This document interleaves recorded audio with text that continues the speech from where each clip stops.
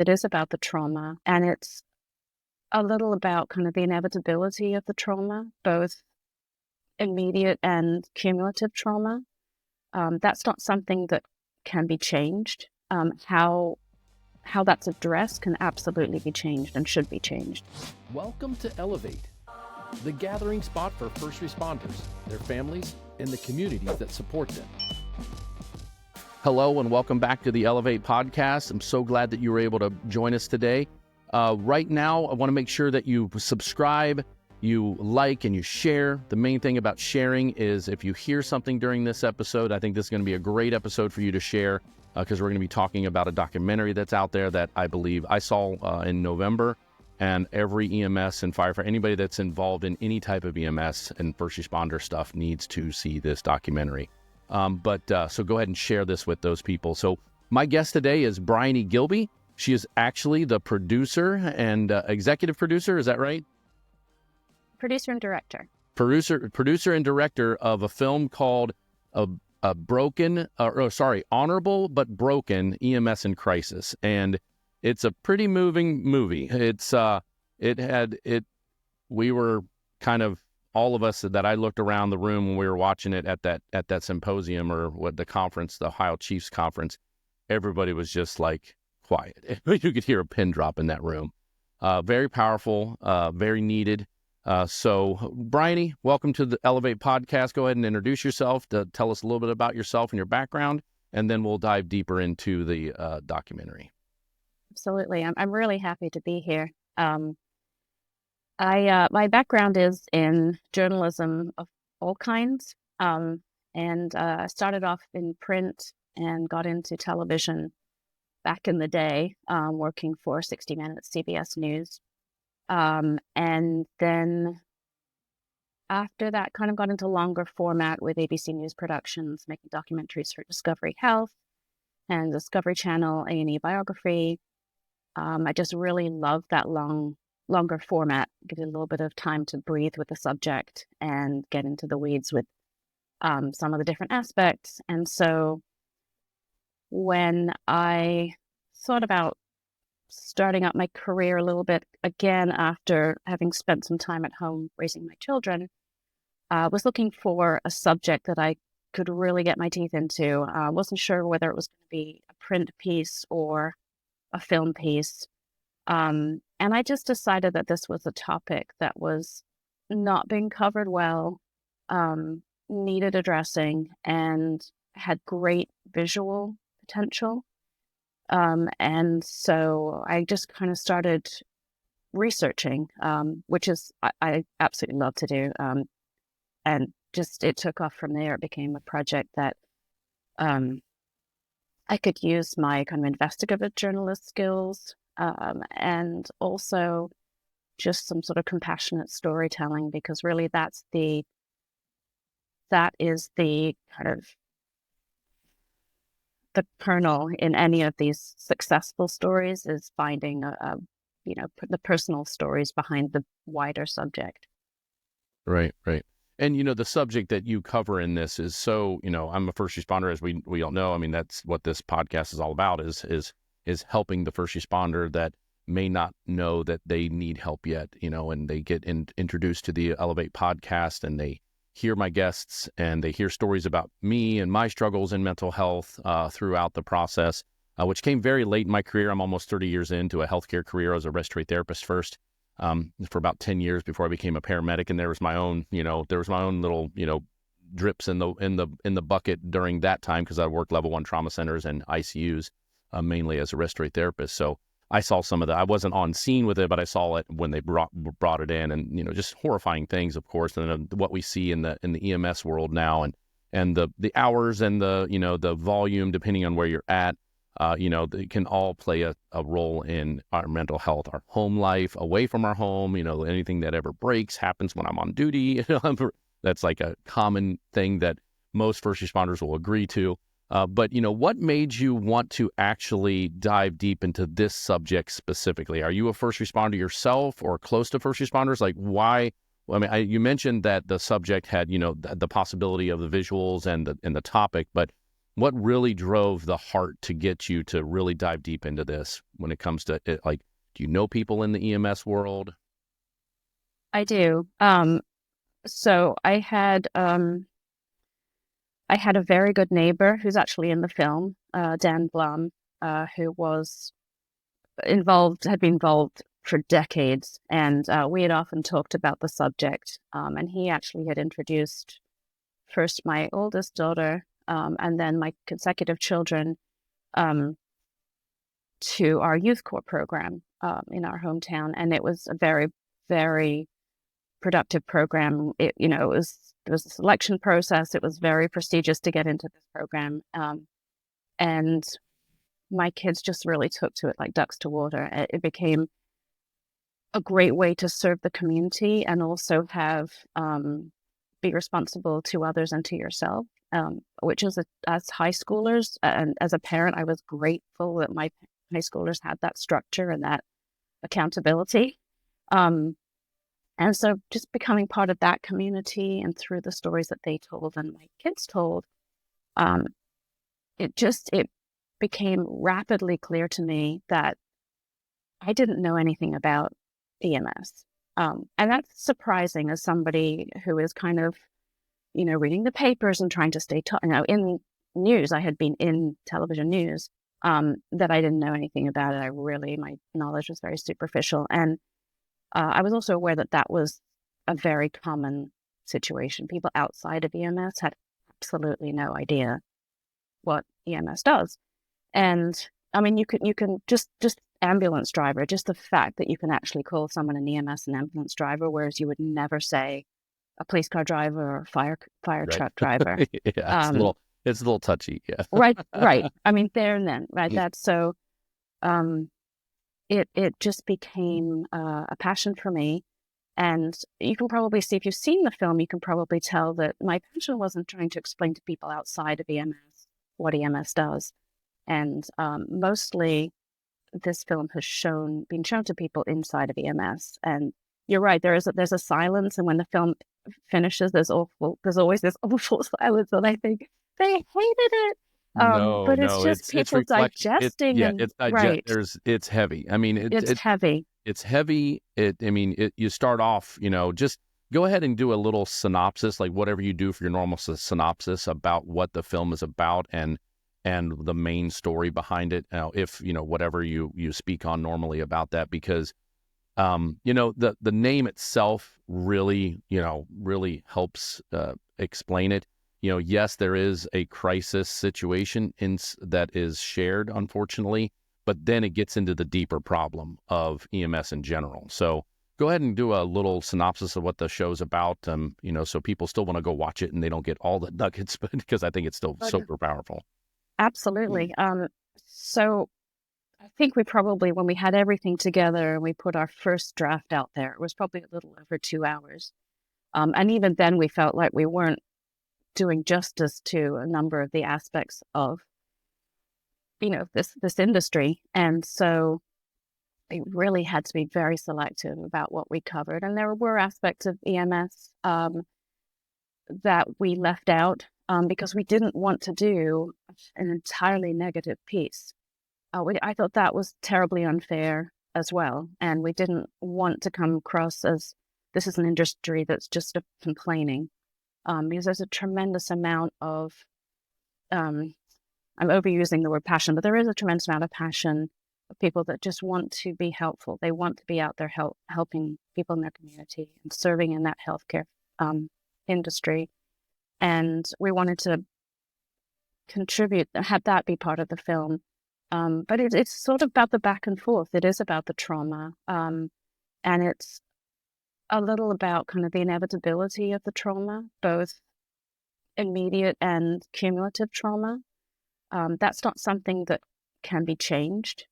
How that's addressed can absolutely be changed and should be changed. A lot of that is a function of the economics of EMS. And so we kind of kept trying to bring it back. These are the highs, these are the lows. Here's what can be done about it. And a lot of that is just communication, is just getting the word out there that this is what's going on, this is what needs to be changed. bringing people together, bringing information together, bringing resources together, and just sort of being a clearinghouse for ways to address some of the things that desperately need addressing.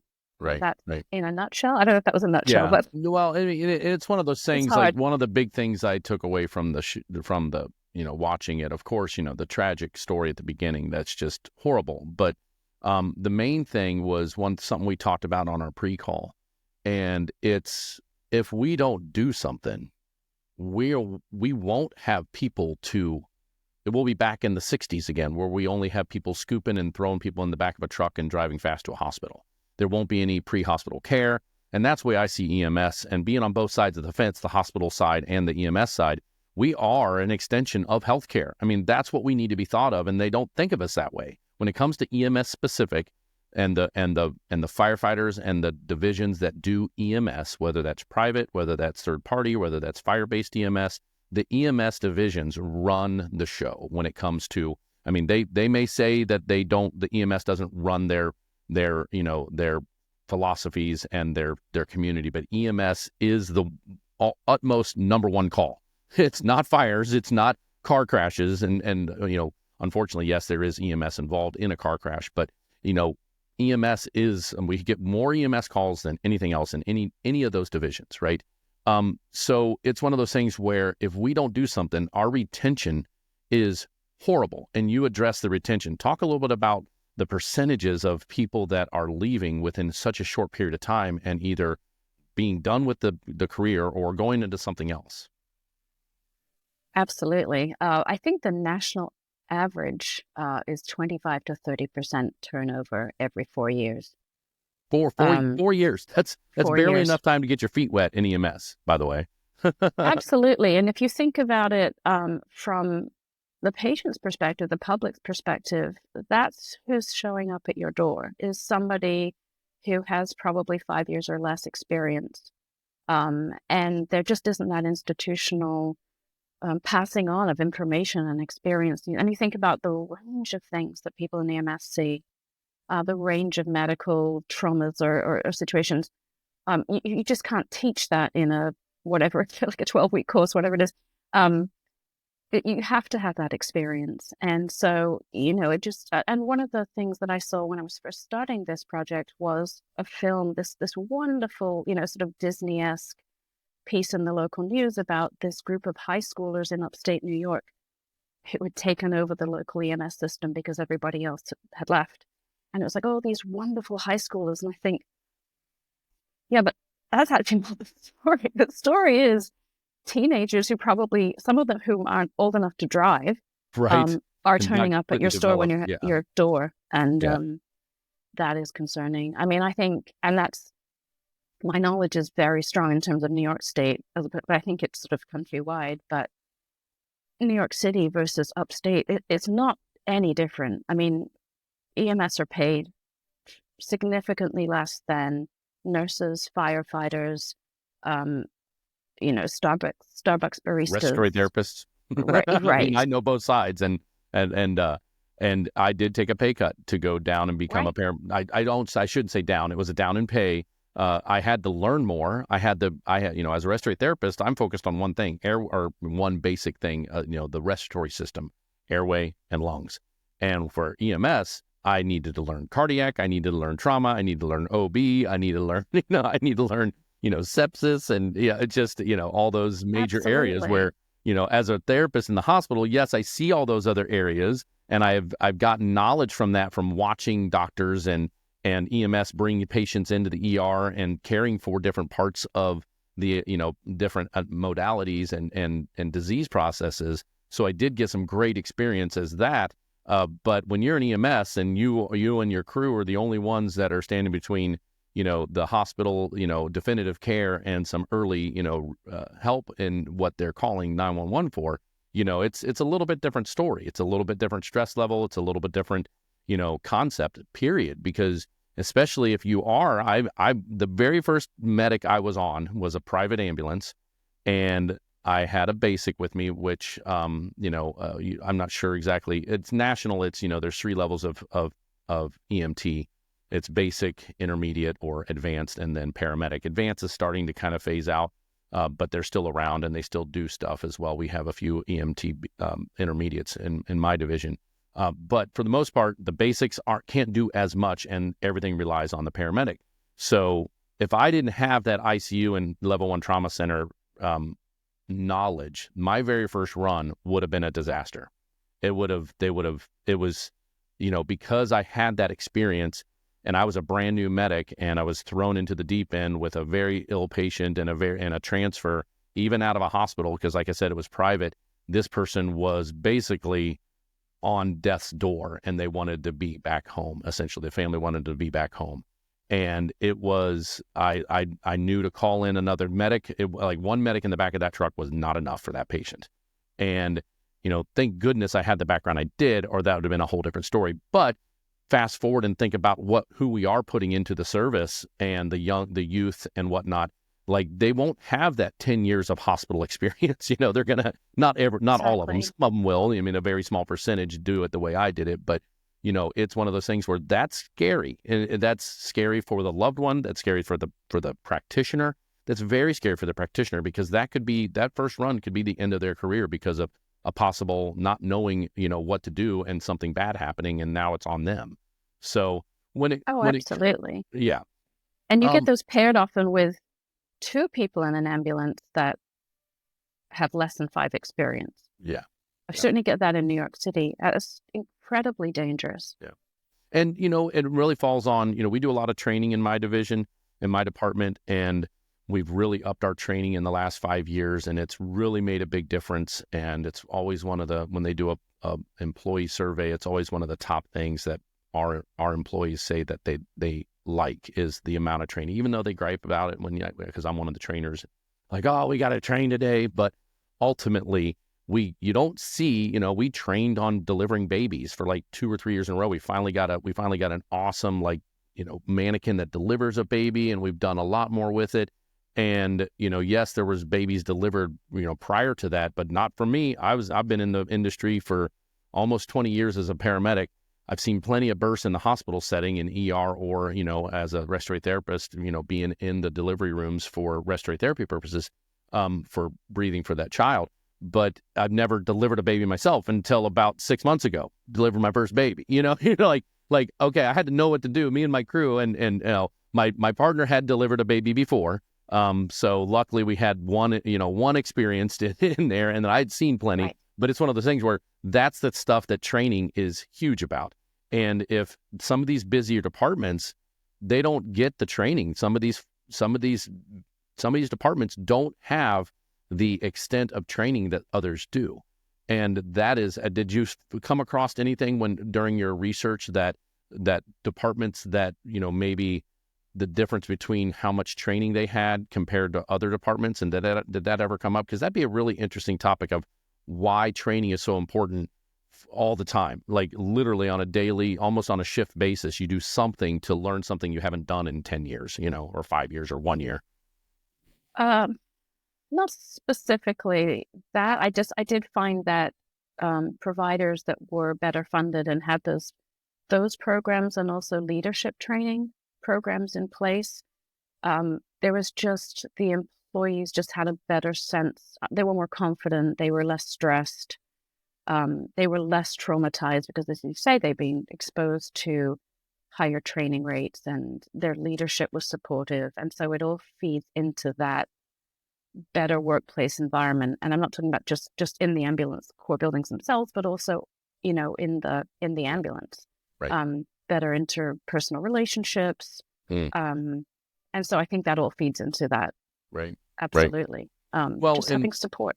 Yeah, exactly. And the support it's a good segue to drop my sponsor in here, who is a way that I can introduce other people to self-care training. Because that's one thing that we don't do enough of, period. Like we know that is the major problem in EMS and first responders in general, is we don't get the upfront training. We don't get the self-care training until we're in crisis. And my sponsor is someone who I actually took his course, and I am different now in a good way. I utilized the techniques and the strategies that were taught to me over a period of time, still to this day. So let's go ahead and get my sponsor in. And when we come back, we'll talk about what you're doing now after, and where Honorable But Broken is going and other things that you're doing with that. But for now, let's go ahead and hear from Daniel Packard, who's my sponsor.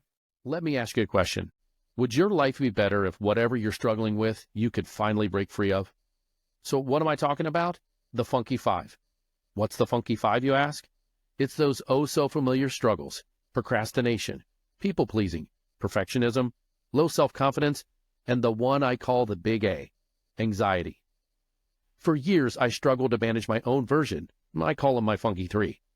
I had 3 of these Funky Five weighing me down. I've tried just about everything to deal with them. Then a guest on my podcast, Daniel Packard, shared with me a profound thought that I had never thought of. So Daniel, a UC Berkeley engineer, spent 8 years working with this team and over 3,000 people to create an approach that doesn't just help you manage these issues. It actually frees you from them by getting right to the root of what's holding you back. So after meeting with Daniel, I decided to give it a shot, and within 6 short weeks, gone. Truly gone. I was so amazed. The number one thing I was dealing with was procrastination. But miraculously, a deeper-rooted struggle with people-pleasing, something I'd been unknowingly battling for a lifetime, lifted entirely. And the anxiety that came with them both, gone as well. Are you tired of battling any of your Funky Fives? People-pleasing, procrastination, perfectionism, low self-confidence, and the biggest happy killer of them all, the A word, anxiety. Imagine how much better life would be if you weren't just managing these things, but free of them, quickly, and yes, permanently. If you're ready for a real solution, head to danielpackard.com and get his free 90-minute training. Daniel himself will walk you through what makes his approach so different and teach you a technique you can use immediately to start feeling the difference. So if any of the Funky Five, or maybe your own version of the Funky Five, are holding you back, don't wait. Visit danielpackard.com. You can truly get results and start living the life you want. All right. Thank you very much for listening to what I talk about in that. If you got any of the Funky Fives that I speak of, don't hesitate to reach out to Daniel Packard. I'm telling you, life-changing.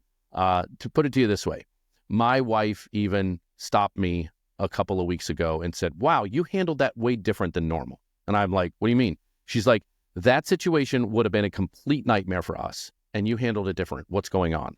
And then I'm like, well, I've done some self-care, I'm like, because it's very personal, and it was something that I knew I needed to do, not only for myself, for my career, for my family, for my marriage, and it is a life changer. So don't hesitate. Call Daniel, get a hold of Daniel. He gives a free 90-minute consultation, and like I said, if you've got any of the Funky Five, don't hesitate. So.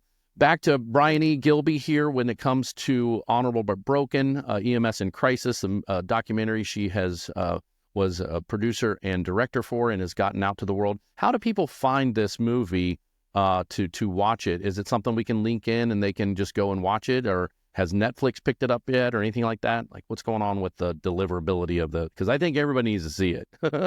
So thank you. It's actually available on Amazon Prime and Tubi right now. Okay. And there are links on our website, honorablebutbroken.org. You can link to host a larger screening, which has been one of the things that we've been doing across the country, is hosting for just local providers and cinemas have been amazing at providing a screening room for an evening for free. Nice. To do that. And then there'll be a roundtable afterwards, and the public will get a chance to see how that's relevant to their neck of the woods. Right. Now, when it comes to when you said screenings, and I thought of and you mentioned leadership. Of course, there was you showed it at an Ohio Chiefs conference, which is awesome. There's a lot of leaders in there, so yes. That's really good. But what about their administration, the people that aren't in EMS, that is their boss, the commissioners or the board members for I know that different EMS and fire systems and first responder systems are all set up different. Some are boardship, some are different types of elected officials and stuff like that.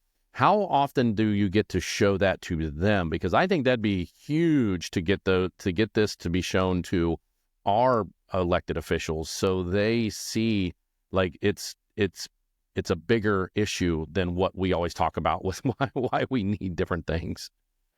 Absolutely. I mean, we've been encouraging that. There've been a lot of showings across the country in different states. I have done a lot of EMS conferences, which I absolutely love, and it's terrific to get the word out. And my hope is that from there, people will show it to their officials, as you were saying. And we have done a lot of that too.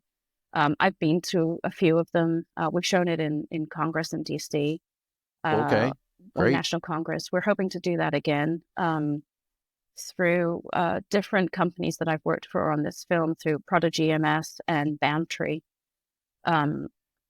They've sponsored different screenings. Boundtree worked with us and the National Association of EMTs to host the one in DC, and we're hoping to do that again with this next legislative session. Awesome. We have a real partner in Andy Kim of New Jersey, who was a representative, is now a senator, and on the EMS caucus. So we're constantly trying to get the film out there, and I'm actually working to put together a 10-minute version that will be, for busy legislators, but to be able to, like a bite size. They just need to sit. They need to sit and watch. I think so too, but whatever works. Yeah. People, a bunch of people have asked for that. So yeah, we showed it out of California. California Ambulance Association had us out there. We've done Ohio, as you said. Tons of showings in Pennsylvania, New York, and it's been county executives as well as state legislators and national legislators. So it's not comprehensive. It's not anywhere near the level of screenings and getting eyes on this that we would hope, but it's an ongoing process. And yeah. Well, we'll do our best with the Elevate podcast to once this episode comes out, make sure that people know that all of those links that she mentioned will be in the description. So click on the website where you can get and set all that stuff up. So we'll make sure that's very accessible. I'll put it at the very top before any type of description. I'm gonna make sure those links are very accessible because I think it's that important. As soon as this was over, I think the only sound was my chair moving out to go talk to her to say, hey, I want you on my podcast, because it was like, oh, this needs to be shared. Right. It wasn't that dramatic, but nonetheless.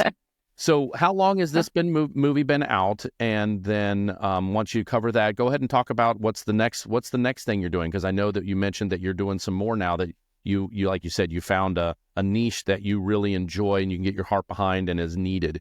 So how long has this movie been out? And then go into what you're doing next. So it's been on the ProdigiMS platform for a little over a year. Okay. So it's pretty new. Yeah. Okay. It's still pretty new. Yeah. And then it's been out on Amazon and Tubi for about 4 or 5 months now. Okay. So real new. Yeah. I mean, gosh, it was only 2 months ago that I saw it. Yeah. I mean, there are things in the film that are not evergreen because it was made post-COVID, and definitely that sort of drama has ebbed. But a lot of the stuff is 100% still applicable. So it is. I do encourage people to go on the website or reach out to me. I respond to everything personally, or emails. And we've done screenings, so we know how to help you set that up in terms of advertising and promoting. And it's great. We've had a few people show it to graduating EMT classes, not to scare off, but to really give them a show and start conversations. I think that's our number one issue is we're not teaching the new people coming in. We're not teaching them anything that would have helped the person in that movie. Exactly. That person did not get any mental health coverage. They did not understand the breadth of the issues in our industry. And as long as communication's huge. We know that communication is always where people solve problems. And we've got to communicate the good, the bad, and the ugly of EMS. The good is that delivery of that baby, that was the greatest day. That lasted I'm still on a high. That was 6 months ago, and it's still just like, if I ever get it down, I'm like, you know what? I freaking helped deliver a baby. Me and my crew were the ones that brought this life into the world. Where so often we're the ones at the very end of life, trying to extend it. So it's just one of those things where this movie is very, very, anybody that's a first responder that sees this movie, it's going to move you. It will move you. It will move anybody, honestly, because you guys do such a great job of production and the editing of it. It's very good, and I'm just glad I'm glad I met you. I hope that there's other things, Foam Frat, that I know Tyler. I'm hoping to eventually get wrap back. He's going to come on my show, Tyler Christoffel, and it's one of those things where getting this podcast out there, meeting people like you, meeting people like Tyler who are trying to truly change the industry. That's why I'm doing that podcast. I pivoted from helping individuals to doing a podcast to get help out that way. So, exactly. Awesome. So What's that? That's part of it. I mean, that's Yeah. pushing this film and getting it screened. And particularly, I'm working with a nonprofit organization in New York State, and called the Make EMS EMS Sustainability Association.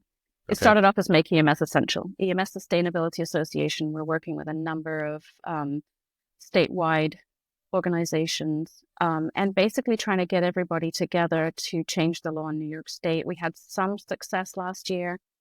We got everything that we wanted basically passed through the state Senate, and then it died in the Assembly, which is... But that's further than we got before, so baby steps. Yep, baby steps, yep. Next week starts the next session of the legislators, so, onward and upward. But we really are pushing to get EMS declared essential in New York State.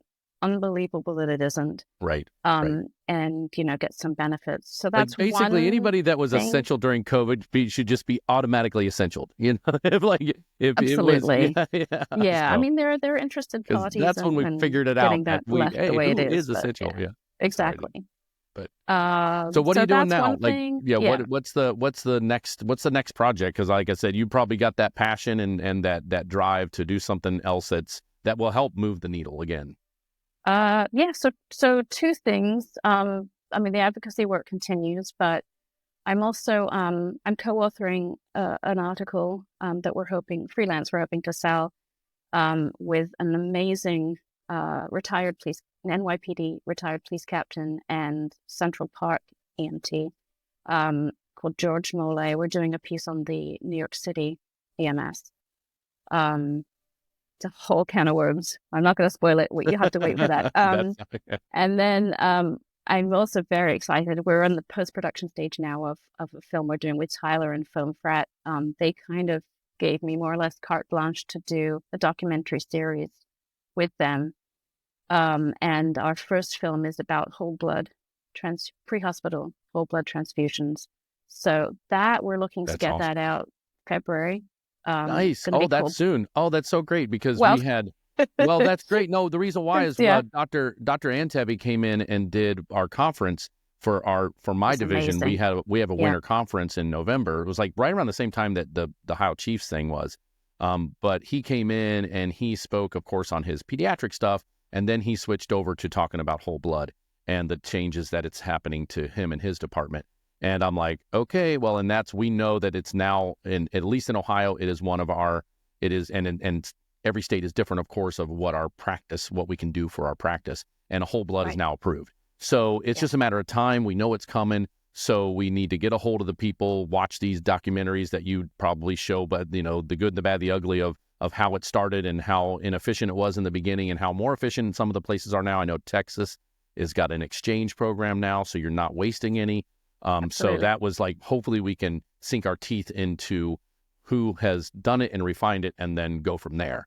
I'm excited about that. That's exactly what this is about. It is about the Tech San Antonio program. And how it's not a one size fits all, but it is a very, it's the gold standard. And we've had some amazing interviews. Like you said, a lot of states now, New York State just enabled it. The reimbursement, of course, is yet to come. But that, I think, as it grows, it's a growing thing. And it's also something about EMS, which I love, which is that's a very positive thing. It's about, yes, we should fund EMS for what they do now, but here's the potential. Here's the life-saving potential that you can see. This is something they do in hospitals all the time. it's standard of care in hospitals to give a blood well, transfusion. we used to not be able to do 12 leads. Now we do 12 leads. You used to not be able to do IV access through a bone. Now we do that. Used to, I mean, it was so like many things. There's so many things that we can do now that we used to not be able to do early on. And even the growth of practice since I've been in healthcare. I started in healthcare in '97. We're seeing big changes, for different things and different modalities. So it's a very positive piece. It's great to do a positive piece. Awesome. Has that got a name yet? Are you allowed to share the name? Or is that being teased at all? You got a trailer yet or anything? We haven't got a trailer yet, but it's called Bloodlines. That's okay. And we've been working on getting a narrator. I think we've got somebody. I'm a voiceover actor. Come on now. Well, that's a whole other story, but I think we've got somebody great. I know you already got somebody, like maybe the third or fourth project. Just remember that a guy that's in the industry is a voiceover actor as well. Absolutely. No, there's some great. In a world. No. In a world where whole blood is life. No. No, it's true. It can make a difference for sure. But so we're at that stage where we're doing that and getting the music. So it's really coming together, and we're very fantastic. Excited. Yeah, I actually did. I did a voiceover for one of Tyler's projects too. So so it's pretty cool. So he knows too. So I can't wait to have Tyler on. We touch base and we're like gung ho, and then it like fizzles out. We're both so busy. It's so funny to talk to him because I'm not only am I a paramedic, respiratory therapist, but I run podcasts. I run 2 podcasts of my own, and I help about 7 other people run their podcast as their producer. So I'm, on my days off, I'm a busy bee. So, and then I, have family, and I'm also a handyman. I've got a friend of mine whose dad needs a basement remodeled. So I'm going to start that next week. So it's one of those things where I'm always, I sleep to literally recharge, and then I just keep on going. But I mean, the saying is, if you want something done, ask a busy person. So I think that's right. They'll get it done. Yeah, and Tyler is one of those people. I mean, so much of us do what you do. Yeah, so much of us in EMS and first responders in general, we always have something else that cooks because of the monetary lack of monetary stuff when it comes to how much we make and our time off. I mean, the fact that I work every third day, which equals, which people are like, oh, you only work every third day. Yeah, but it's 24 hours. I'm gone from my family for 24 hours. And anything can happen during that 24 hours. And I can always get snagged to stay over because of what, staffing. So it's, but there is time off as well. But you've got to use that time off. And one, I'm not a big fan of going back into another part-time job as a paramedic or a first responder. I think that's bad for our mental health. I've done it. I've gotten off of the medic and went right to the hospital and get 12 more hours of trauma, of micro traumas. And it's not great. So I always encourage our first responders, if you have enough talent, to try to sink your teeth into that on your days off so you can get a break from all that stuff that we see. But yeah. Well, Bryony, thank you so much for coming on the Elevate podcast. It has been a pleasure. I hope to have you on again in February to promote Bloodlines. That would be amazing. So hopefully you're willing to do that. Absolutely, of course. Of course. And hopefully this episode, when I share it with you and you share it with your people, we'll get more people that subscribe to Elevate, and we'll get more people to see Bloodlines when it comes out and see Honorable but Broken. I encourage anybody that hears these words and watch this episode or even parts of this episode, if you hear this now, please, please, please go get that documentary into your brain, because it can help spark who you think needs to see it in your department. And we really need this to flow. And lay people need to watch this too. They need to understand what we do, Absolutely, more so than just what's depicted on TV. Local screenings for sure. Please encourage that. Yeah. Because, those TV shows that depict EMS is just, they're so over the top, and yes, those are dramatic, but it's way more than that. It's family, it's time off, it's time on, it's everything. So, but anything else you want to cover real quick or talk about before we sign off, Bryony? No, just to amplify what you just said. I think people in EMS are doing everything that they can to better their situation. And we need the public to know, and that's going to be what changes when members of the public understand the dangers that they are in and the risks that they are facing. as a result, and as a result of, they lobby their legislators to change something. So exactly, because they, we have strived in my area to have as much EMS to fall under the national average of response time. And now we're one of the fastest growing communities in the whole country. We're the fastest growing county in Ohio, and we're one of the fastest growing counties in all of the United States. And people move here because they know that their first responder system is solid, and they come here for safety and for response times. And if we start losing people, and which we've had some turnover. We're probably right there at that 25% mark, in general. And it's one of those things where, the community needs to know, if we don't focus on this, we will be in crisis within 5 to 15 years. And that's not very long. Right. It's already happening. Yeah. Yeah. Not only EMS is in crisis, but the whole concept of emergency medical services for our community is close to being in crisis. So, let's get this message out there. Well, thank you so much, Bryony, for coming on. And I appreciate your time, and have a happy new year. This will probably get posted this is going to be up on the 31st. So it'll be very shortly after we record this a couple days after Christmas, and right before the new year. So hopefully it'll be a new year and a new movement and a new concept, and the right ears listen to this episode and can move your documentary into the right places to get seen. So thanks so much. All right. Thank you for your time. That's a wrap for this episode of Elevate, brought to you by Frontline Empowerment Solutions, your partner in building resilience and fostering continued growth. If you found something valuable today, don't keep it to yourself. Share it with someone who could use it. Don't forget to like, subscribe, and hit the notification bell so you never miss out on our next conversation. We're here to bring you more stories and insights, all aimed at strengthening the first responder community. Together, let's keep elevating each other, one episode at a time.